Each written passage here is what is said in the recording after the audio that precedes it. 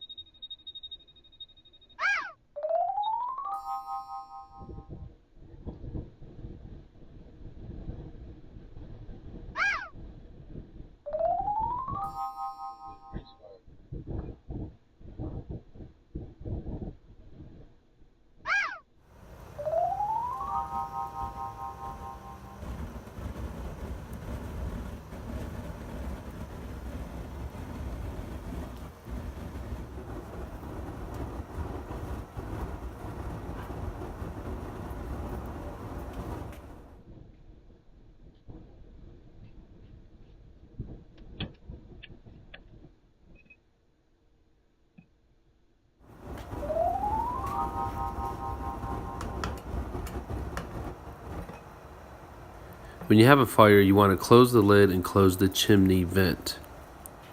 You also want to unplug the grill. If you turn it off, the fan will turn on, causing more air to blow into the fire, which makes the fire bigger. So just unplug it. Don't do what I did. I just want to point out that the fire started because I cooked bacon for a couple days and a bunch of grease was built up. If you keep it clean, this isn't going to happen.